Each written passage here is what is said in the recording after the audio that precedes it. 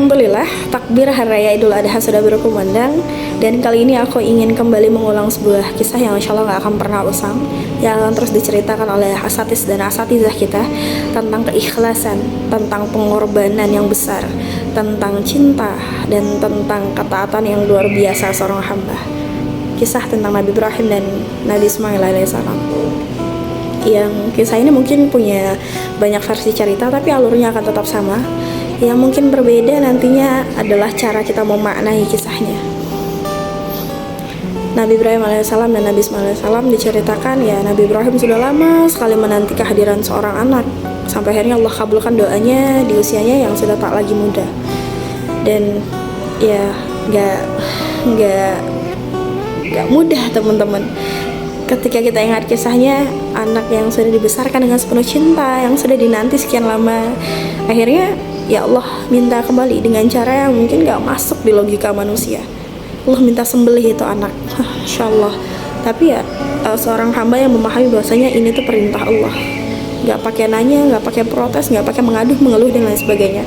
Tapi juga tidak lupa untuk kemudian membangun sebuah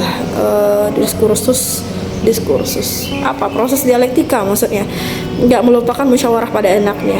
Ya Bunaya, ini ada perintah dari Allah untuk menyembelihmu. Ya seorang anak yang sudah dididik dalam ketaatan kepada Allah, seorang anak yang sudah ditanamkan ketauhidan yang luar biasa oleh orang tuanya, ya dia memahami ini adalah perintah Allah. Lantas apa yang harus ditakuti? Bukankah ya apa-apa yang ada dan datangnya dari sisi Allah itu khair insyaallah. Dan akhirnya ya proses haru ini sudah selesai, proses eksekusi di depan mata, sampai akhirnya Allah ganti dengan sesembelihan yang jauh lebih baik.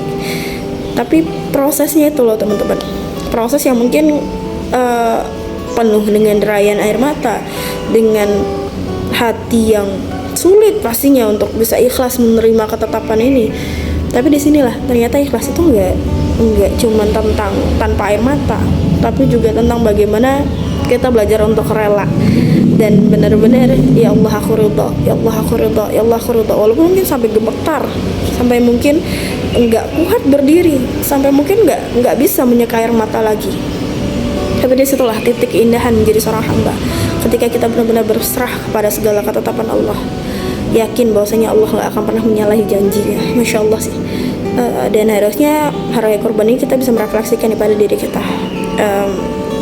Berkorban itu bukan cuma sekadar menyembelih hewan kurban, tapi juga tentang menyembelih segala ego kita, syahwat kita, nafsu kita, segala mimpi-mimpi kita yang gak mendekatkan kita pada ridha Allah, segala keinginan dan ambisi kita yang berlebihan terhadap dunia, dan ya tentang menyembelih keakuan yang begitu besar dalam diri kita.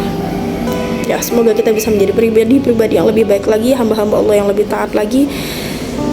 Nggak mudah memang untuk kemudian ridha dengan apa-apa yang menyelisih hati kita, tentang apa-apa yang sangat kita cintai. Tapi inilah bagaimana kemudian Allah nggak ingin kita menggenggam erat cinta-cinta yang nggak ada keridhaan Allah di dalamnya. Ya teman-teman, semangat untuk terus memperbaiki diri, menjadi hamba Allah yang lebih baik lagi. Dan selamat Hari Raya Idul Adha untuk setiap kita yang sedang berusaha untuk ridha atas segala ketetapannya. Barakallahu fikum.